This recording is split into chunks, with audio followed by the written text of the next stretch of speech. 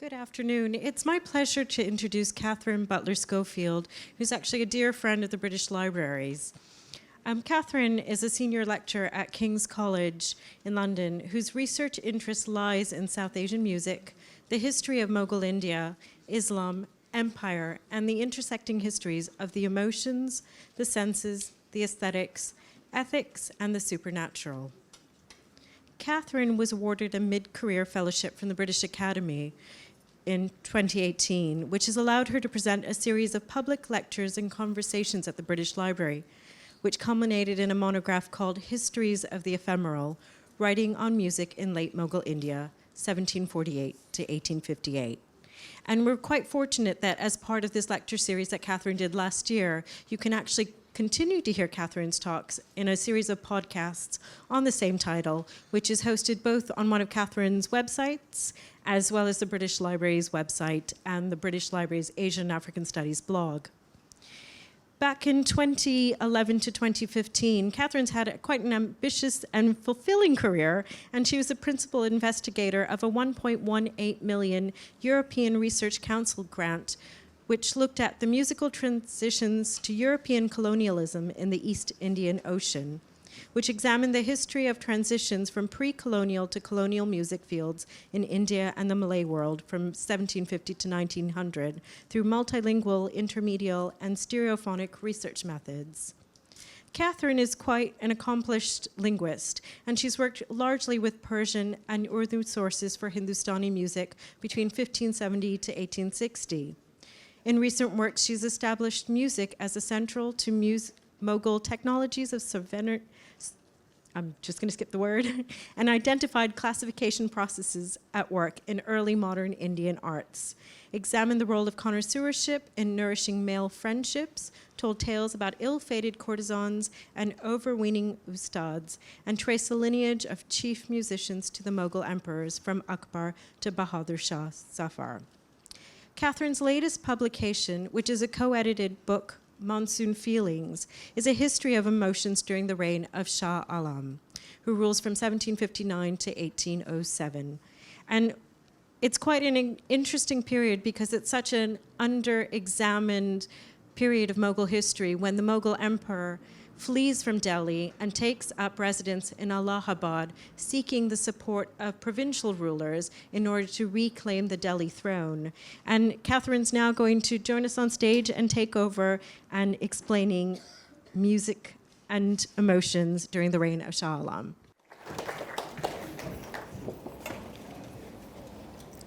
Okay, it's a little bit difficult for me to see the screen. But... okay. Listen.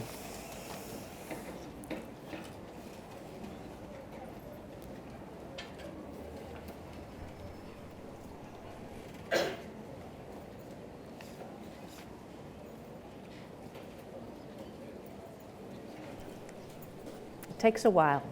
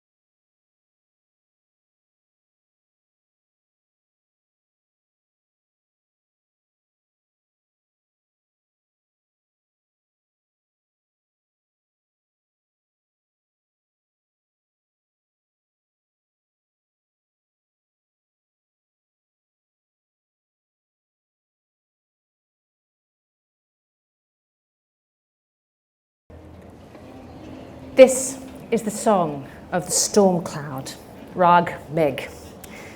Did you hear the wind as it slowly scooped the water out of the hot summer sea, carrying it high above the land, stacking it with those long, leisurely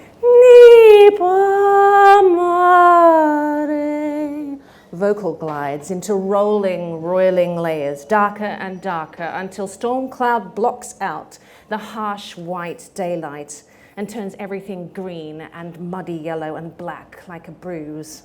And the wind swirls and churns and the trees bend low and the electricity in the air winds tighter and tighter, and we wait as coiled springs for the first sharp crack and the sky's responsive roar and the rain, pelting hard, warm rain. Did you hear that in the song of Ustad Dilshad Khan? Did you feel that, those of you who have known the monsoon, you who long for its arrival at this very time of the year, you who miss real rain in a country where rain is always cold and never hard? But I have led you a little astray. For this storm cloud here in this picture is not, in fact, hovering somewhere off the southwest coast of India. It is rolling in off the Pacific Ocean, over the port of Brisbane, where I grew up. Let's see if we can get this to... Wonderful. This is the Brisbane suburbs. We don't get the monsoon in Brisbane. What we get instead is a mild, dry winter and a hot, humid summer punctuated by tremendous afternoon thunderstorms. As my father lately reminded me, I was born during the Great Brisbane Flood of 1974, and now you all know exactly how old I am. I think some of that stormwater must have got into my veins, because the best memories of my childhood are of sweating desperately under a ceiling fan in 39-degree heat, feeling the humidity intensify, and with it the thrill of anticipation, knowing a cooling thunderstorm was coming, of the excitement of the rising wind and the clouds and the lightning, of the bliss of running outside to be drenched to the skin, or of tucking up in bed with a book while hail pounds on a corrugated iron roof, of the heavenly smell after the storm of petrichor, sondi mahak, the scent of rain on hot earth.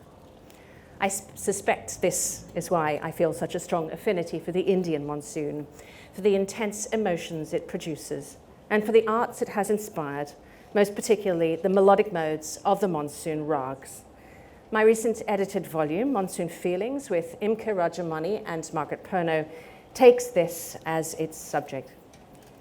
Today, I want to take you on a journey inwards with the monsoon, from the stratosphere to the human heart, through courts, temples, and shrines, gardens, art, and song, and at the heart of it all, a monsoon raga, an Indian melodic mode that we can't hear anymore because it is lost.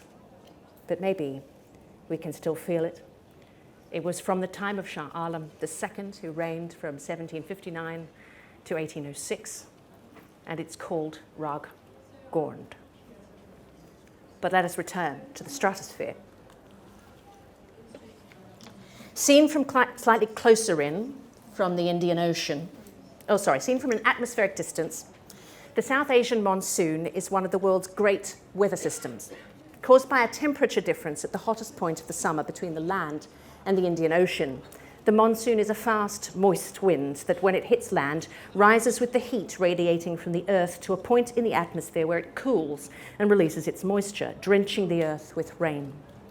The monsoon arrives on the Malabar coast at the southern tip of India around about the 1st of June and makes its way northward until the whole of India is cloud-covered by mid to late July. Seen from slightly closer in from the Indian Ocean, the monsoon is of matchless historical importance. The word monsoon comes from a Portuguese corruption of the Arabic word mawsim, or season, and it was when Arab sailors cracked the code of the monsoon winds 1,000 years ago that faster, safer, long-distance trade connecting the Mediterranean and the South China Sea across the Indian Ocean became regular and frequent, with India as the central stopping-off point.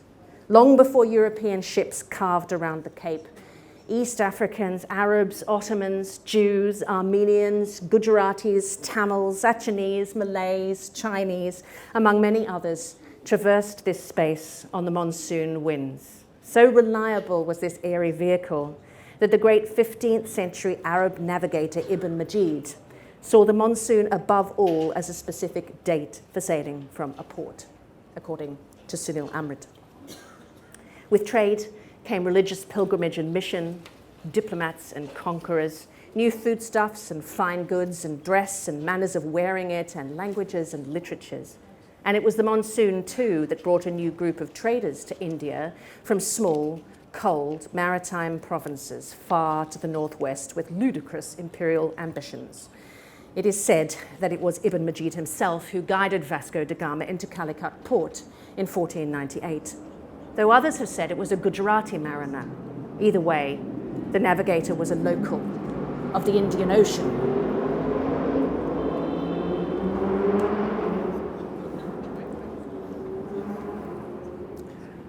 That was not the arrival of thunder, fortunately. If we narrow our lens further to the Indian subcontinent, the monsoon is of vital significance as rain. Intense, heavy, warm downpours that cool and replenish the earth and make it fertile. Indian agriculture and fresh water supplies are largely dependent upon the rainy season, and the monsoon itself has determined over centuries what kinds of crops are cultivated and where, what kinds of food eaten and how.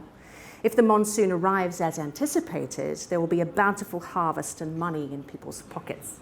If it's strong, there will be flooding, damage, and loss of life. If it is weak and scanty, there will be famine, rioting, and death. The rainy season has also long been a culturally sanctioned time of recuperation from worldly duties. In the past, the monsoon was a season of respite for North India's armies. Heavy rain made baggage trains sink to their axles in mud. Swollen rivers swept soldiers away to watery graves, and war horses and elephants struggled over roads rendered impassable by mudslides, fallen trees, and floodwater. So the onset of the rains generally heralded a temporary cessation of military hostilities and a spell in which warriors nestled down and enjoyed the more pleasurable activities of life, feasting, music and dancing, and making love and begetting heirs. The monsoon is thus not merely a weather phenomenon. It is fundamental to human matters of birth and love and death, and thus to the emotional contours of Indian life. Goodness me, how did we get there? There are deep instinctive links between the anticipation of the rains and their arrival and their emotional resonances of longing for love and love's fulfillment. Certain natural heralds of the rainy season, particularly migrating and breeding birds, have become particularly intense signifiers in poetry, art, and music of these cyclical emotions of longing, fulfillment, and romance. Viraha and Shringara, the pied-crested cuckoo, the chatak bird, who in legend only drinks rainwater, flies into India from Africa ahead of the monsoon in order to breed, while the bright pink flamingo flies westward against the green-black clouds to its breeding grounds in the Middle East, and the peacock spreads his luxuriant tail to begin his dance of courtship. And we see a peacock here in this detail from a painting of Krishna and Radha sheltering in the rain, now in the Walters Art Museum. Here's a selection of poetry from Monsoon Feelings. First, from the 16th century Awadhi poet Jayasi and his great romance Padmavat, as translated by Francesca Orsini. It forms part of a set piece called a Baramasa, in which all 12 months of the year, in this case divided into 6 seasons, are described in terms of the feelings of the heroine for her beloved. And this is from the section on the months of the rain. When it rains in the monsoon and you have your beloved, the monsoon months, Savan and Bhado, delight even more. The cuckoo sings, herons fly in a line, girls walk about like red-black beetles. Lightning flashes, golden rain falls on the earth, frogs and peacocks coo in such lovely voices. 250 years later, monsoon bird life still populated the Brajbhasha songs set in our lost monsoon rag, Ragond, that were written by the blind Mughal emperor Shah Alam. Here in David Lund's translation, Seeing the green earth, the peafowl makes a noise. In every direction, over every house, the lowering clouds swirl and the thunder roars. As many monsoon song compositions do, this lyric uses onomatopoeia to drum home the drumming of the rain on the earth and the rooftops. In the second line, Ghar Ghar Gata Ghum Rahi Kanghur. But the emotional contours of the monsoon are complex and ambiguous, not always joyous, and brimming with romantic fulfillment. The monsoon winds might be regular to the point of predictability, but the rains are capricious and unpredictable. They may be late or come in a feeble state, with all the emotional instability that implies. The monsoon may herald the return of the earth to the rule of Soma, the moon, which according to Ayurveda releases and replenishes all rasas, meaning juice or essence, the sap or juice that is the life force of everything, but also a set of potent emotional essences that are tasted in the arts and musical performance. But during the 4 months of the rainy season, Lord Vishnu also sleeps, and with the gods absent, demons can play. Lovers may rejoice in the bliss of their union as the rain thunders down on the roof, but for the Virahini, the sorrowful heroine whose beloved is absent, the pain of her longing becomes almost unbearably intense. Let us move further in again, then, towards the emotional heart occupied by the Monsoon Ragas, by way of the architectural and social contexts in which they were sung in the 18th century. In the early modern period of the devotional saint poets of Bhakti and the Mughal and Hindu rulers, monsoon imagery saturated both courtly and devotional song texts. Indeed, many songs could be turned to either context: the imperial Mughal court, the Jat court of Bharatpur, the Sufi shrine, the ashram in Vrindavan. But in the 18th century particularly, rulers began building palaces and gardens designed specifically for the enjoyment of the monsoon. What follows is a Vaishnavite devotional song in the language of Braj, the homeland of Lord Krishna, written in Vrindavan, where Krishna spent his youth, by the Radha Vallabhi saint poet Vrindavan Das, who died around 1787, halfway through Shah Alam's reign. But it could just as easily describe this mid-18th century courtly painting, now in the Museum of Fine Arts in Boston, of a prince of Udaipur enjoying the arrival of the monsoon from a breezy pavilion at the top of his palace. It is to be sung in the major monsoon rag, Rag Malhar, and the translation is by Richard Williams. The clouds gather and lightning flashes. The cuckoo and the peacock cry out. Standing in a white mansion, delighted, the princely pair are watching. Their garments are beautiful on their two bodies. Their ornaments are red and rare. Even the clouds and lightning are ashamed when they see the beauty of this couple. The forest trees and creepers become verdant. The earth turns green with affection. The Yamuna river flows so very deeply. The clouds rain down with a pitter-patter. Against the alap of Rag Malhar, light and dark drape their arms over each other's shoulders, as though a flock of wild geese were singing over the glorious lakes of Vrindavan. Perhaps the most iconic garden complex made for the enjoyment of the monsoon is the series of gardens and pavilions at Deeg, built by successive Jat rulers of Bharatpur between the 1720s and 1760s, who'd gained their independence from the Mughal Empire and were busy setting themselves up as a political force to be reckoned with. Bharatpur is in the Braj region, and the rulers were devotees of Lord Krishna. The garden is full of large water tanks and fountains designed to replicate the monsoon all year round, with several airy pavilions in stone modelled on imperial Mughal examples. Most innovative, though, is the Keshav Bhavan, which is open on all four sides to catch any breezes. This is Kathy Ash's description of it from Monsoon Feelings. Between two sets of pillars is a continuous water channel with 16 water fountains. Sitting on the platform, one could experience the splashing spray of the fountains, look to the west and see the swing, reminiscent of the monsoon, or to the east at the waters of the Rupsagar. The pavilion has a double roof, and copper pipes allowed water to spray through holes in the ceiling, emulating rain, and so bringing the joys of the monsoon even in other seasons.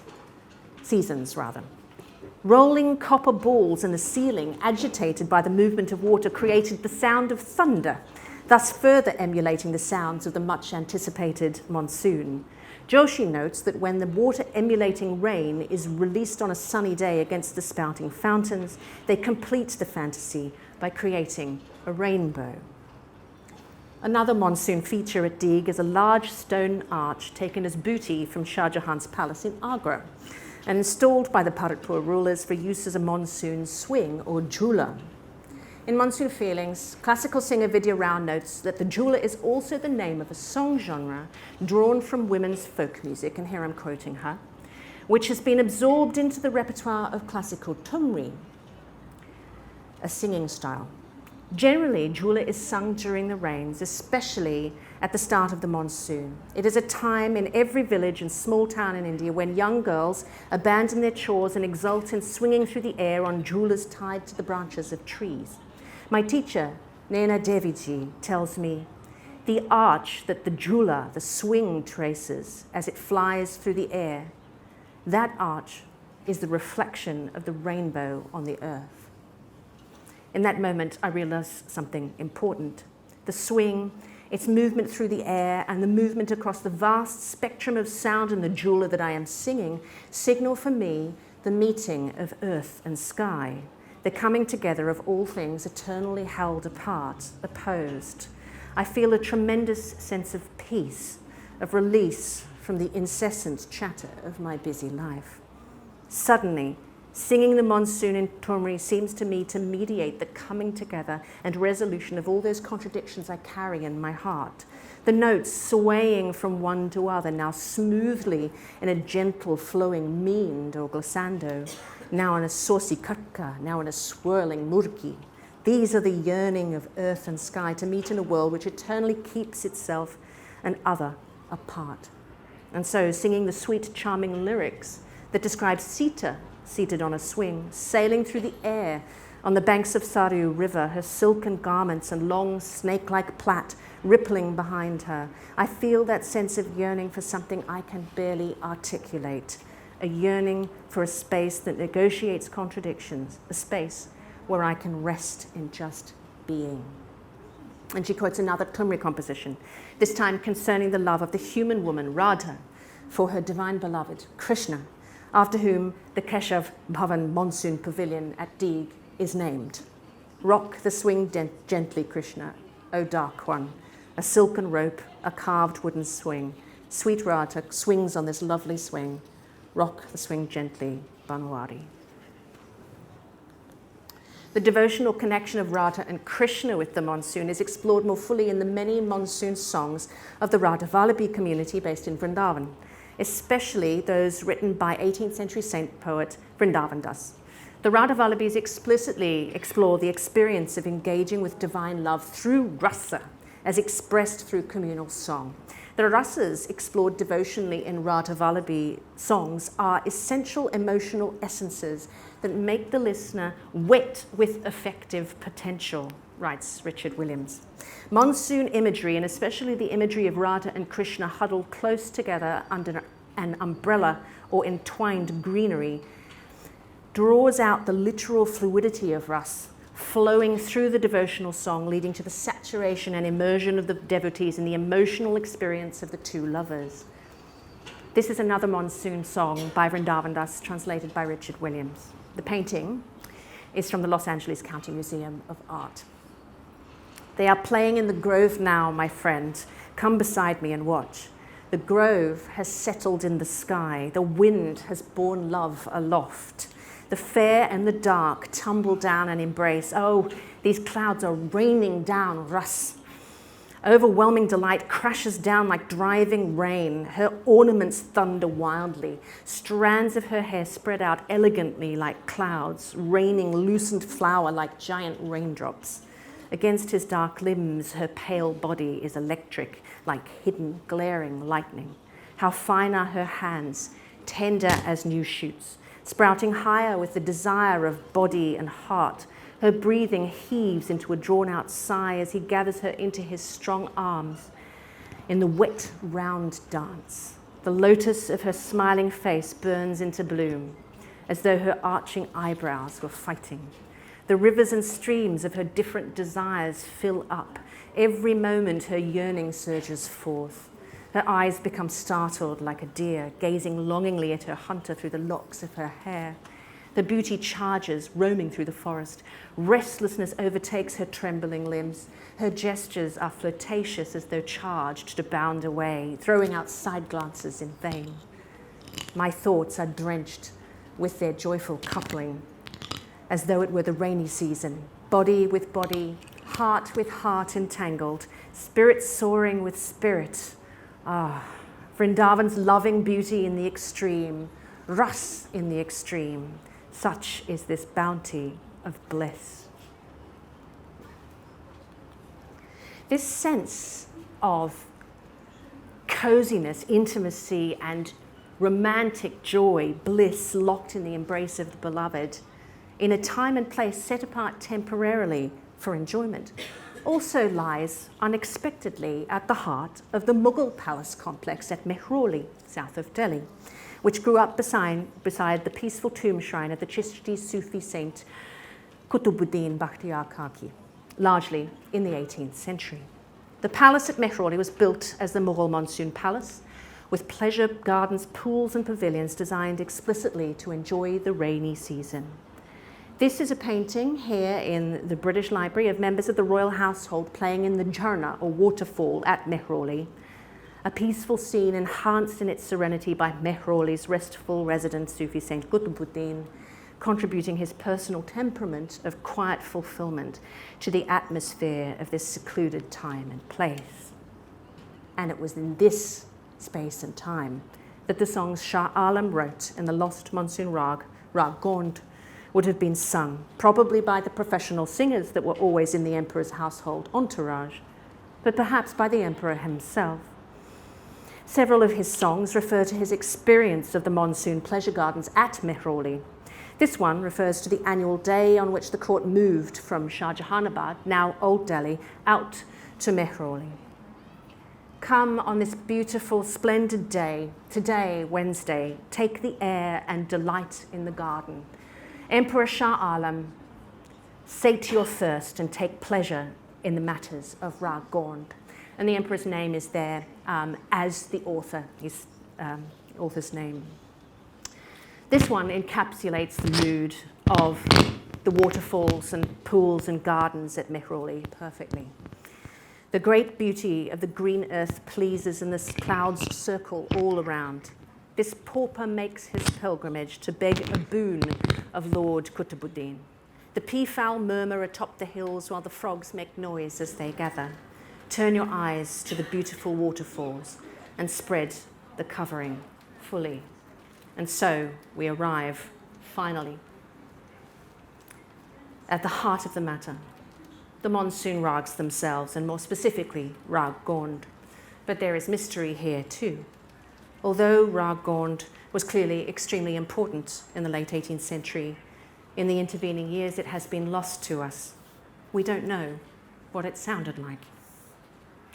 But first, for those of you who don't know,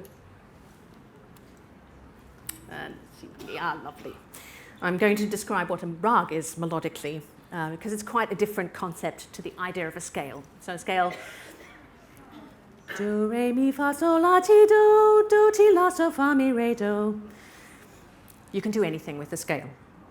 So I'm going to use Gorn's close relative, Gorn Malhar, to demonstrate. And a note for those of you in the audience who are aficionados of Hindustani classical music, Gorn was definitely different from Gorn Malhar in the 18th century. So a rag has two avatars. Sonically, it's a melodic formula that provides a blueprint for composition and improvisation. Each rag is made up a set of sound marks that identify it uniquely as that rag. Gond Malhar makes use of sound marks common to monsoon or Malhar rags, the use of raised knee in ascent and lowered knee in descent. So, ni, sa, ni, sa, ni. And ma, re, re, pa, ni, pa. You might recognize ni, pa, ma, re from Rag Meg. But Gond Malhar adds a little extra to create its own specific flavor through its own specific sound marks. Ga, ma, re, pa, da, ni, pa. So we end up with a basic shape that's something like this. Sa, re, ga, ma, re, pa, ma, pa, da, ni, pa, ma, pa, da, ni, sa, da, ni, pa, ma, ga, ma, re, sa. I have to apologize, I'm not actually a trained Hindustani singer, but that's in much better hands. That would cause the rains to come, so you should be thankful.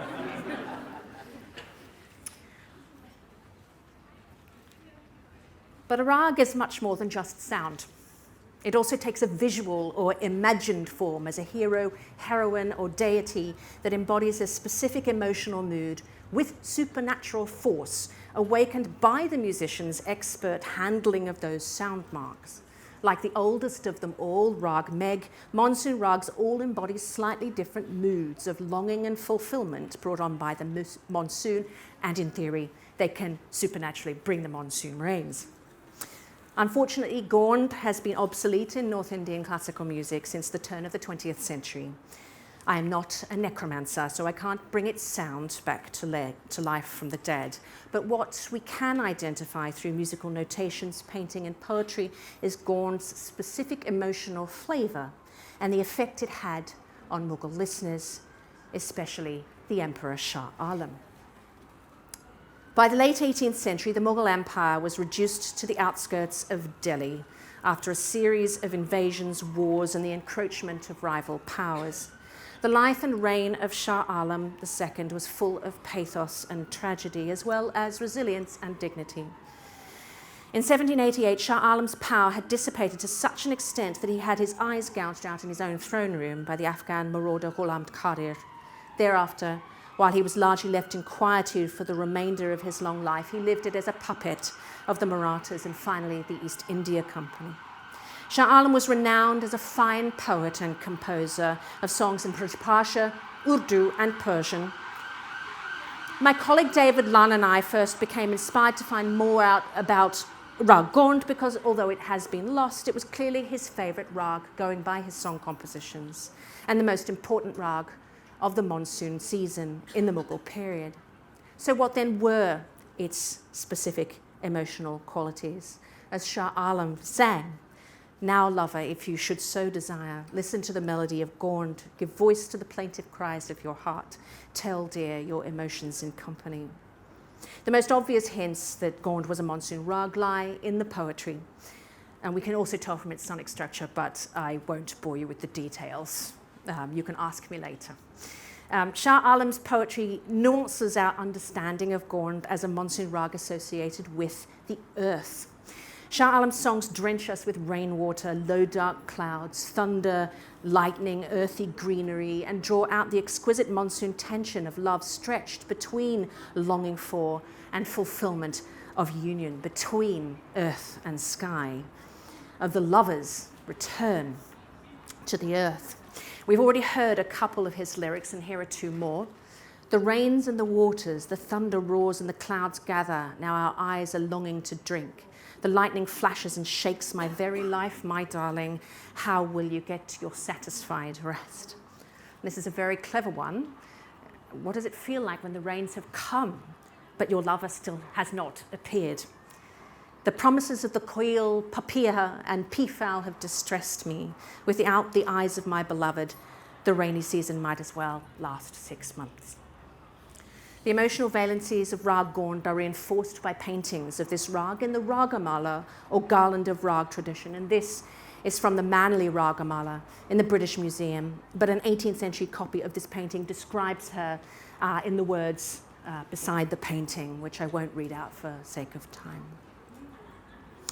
Emotionally then, Rag Gond seems to have represented the imminent moment of joyful union between the clouds and the earth, the lover and the beloved, the moment of the most intense anticipation when the lover knows that the promise of her beloved's return is definitely going to be fulfilled, but he's not quite yet come. What then was the particular emotional valency of Rag Gond for Shah Alam, and why did he set so many of his songs in it? Those of Shah Alam's songs that concern Mehrauli do indeed have a specific local cast to their flavour. I beg this of you, Lord Qutbuddin, fulfill all the desires of my life. I worship you. Please hear me, constantly touching your feet. Give riches and a country to Shah Alam and fill his treasure house, strolling beneath the mango trees, gazing at the spread cloth and the waterfalls. The poignancies of this song is almost painful, for this Mughal emperor's dearest hopes and desires for his life and his country would remain forever in the realm of longing. The hope expressed here is deeply sad in retrospect. In 1806, a few months before the emperor died and was laid to rest forever in his beloved Mehrauli, Deputy British Resident William Fraser wrote home to his father in Inverness-shire. At this time, I was constantly at the side of the king and could not but admire his extreme nobility. The loss of his eyes does not at all disfigure his countenance, but the history of their loss and of his misfortunes exalts to the highest our pity and our veneration.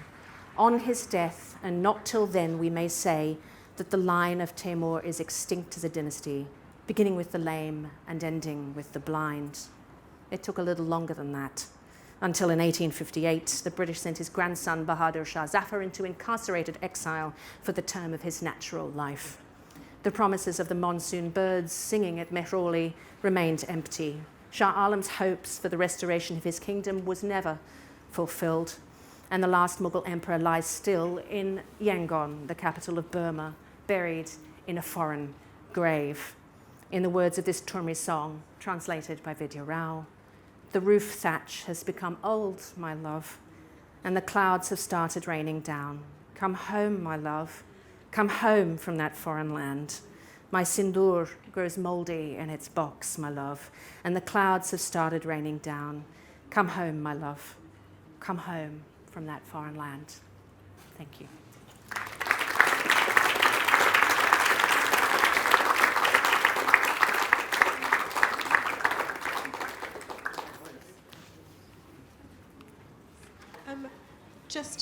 Would there be any questions? We've got about 15 minutes. Any questions? I'll ask you a question. Okay. I'm quite fond of Ragamala paintings because for art historians, they're called garlands of musical modes. And looking at Ragamala paintings, when you go from painting tradition to painting tradition, whether it's in the Deccan or in the Mughal tradition or Rajasthani painting, trying to identify each raga is very difficult unless you actually understand what the visual mode is meant to represent. And I just, out of curiosity, do you have a favorite rag or visualization? Goodness. Because they're quite fascinating, because you'll find Yeah. a woman standing there with garlands of pearls with a peacock on the distance, or... Yeah, I particularly like Ragini, so female Rag Tori. So Tori is usually depicted as a woman standing alone in a forest, and she is playing what's known as a bean or a rudravina, which is a stick zither with two big gourds. And all the deer and animals of the forest have come out, and they're entranced by her beautiful music. And so, yeah, I mean, there's lots of beautiful rag toris. But actually, one of my very favorite rags is the paintings is one of Rag Bhairav in the Chunar Ragmala in the British Museum. If you go on the British Museum website, and you can look at this amazing Rag Bhairav, who is just it's Shiva in all his resplendence. It's absolutely beautiful. Because normally within a set of Ragamala paintings, you would have 36 ragas and raganis. And it's just such fascinating to just look at them and the visual aspect, not understanding the musical rationale behind each of these compositions. And it's quite fascinating because you know that artists somehow inherently know exactly what the visual mode is supposed to represent when they go from different regions across India. And that's something I don't really understand, how this information is transmitted, if it comes from musical texts, or is there some sort of written documentation about what kind of iconography is shared? There's a combination of things. So there are Ragamala poems, which are called dhyanas, which start out in Sanskrit and then move into the vernacular languages, particularly Braj Bhasha, but you do get some Urdu from the 18th century onwards. The Persian descriptions are nearly always just plain prose, really boring descriptions of actually what's in the painting. So you get those descriptions, which are extremely beautiful poetry, and they're designed to bring out what I was talking about, this ras. So there are, in Indian aesthetic theory, there are 9 essential emotional essences or juices called ras. Things like the heroic ras and the erotic ras and the kind of pathetic, not in a, that's not a very good word, but something that makes you feel compassion for the person experiencing that. These are the emotional essences. And the poetry is actually designed to elicit those emotions as well. But there are also music treatises which describe these. And nobody knows which came first, the painting sets or the poetry or the musical descriptions, but they do go along with each other. There are lots of variations, but yeah. Well, thank you, Katherine. Do you then get a dance equivalent as well? Sorry, say again? Do you get a dance equivalent or component So of it's a really interesting question. So yes, dancers are supposed to bring out the particular ras of whatever dance they are performing, and this is particularly the case if they're performing,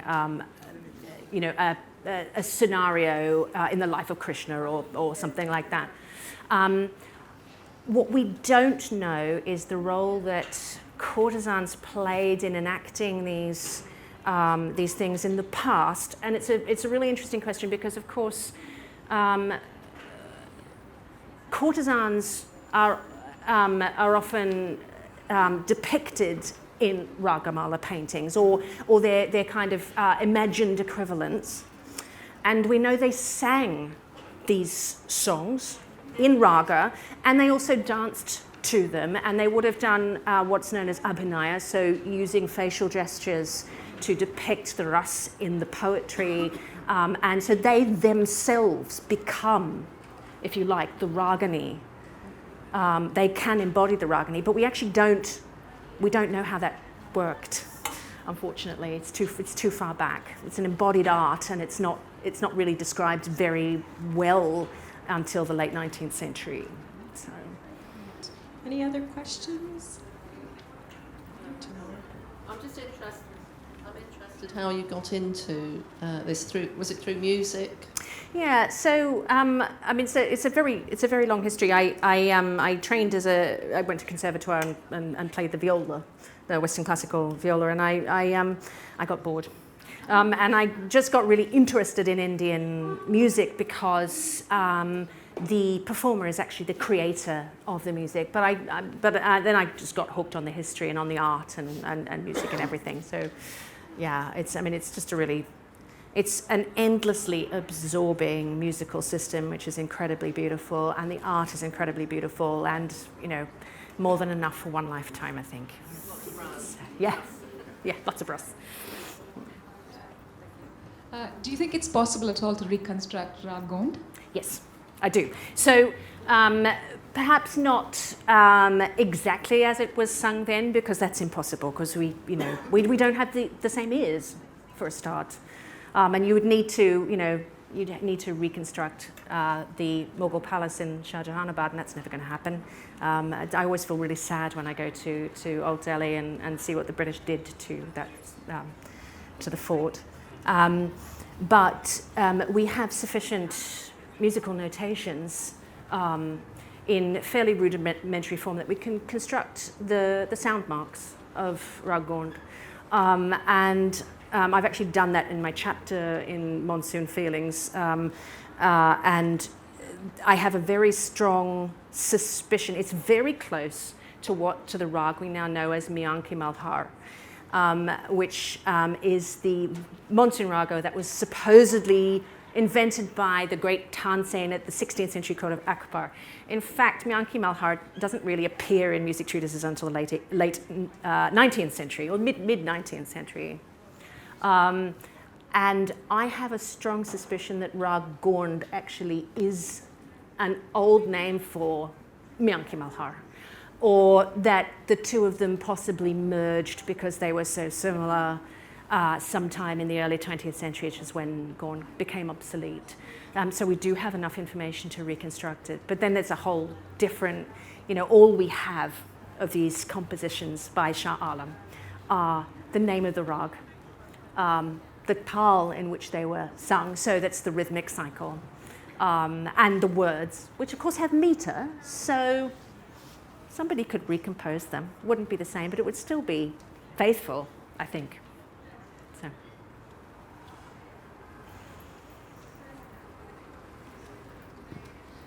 Did you find out differences between these ragas and their exponents between the Gharanas, different Gharanas like Lucknow, Varanasi, also Meghmallar, it would bring out rain. Did you sense that or experience that yourself? So certainly in the contemporary practice, there's quite a different way in which the ragas are sung depending on the Gharana. So that's the stylistic school, or they used to be hereditary guilds, but they're not hereditary anymore.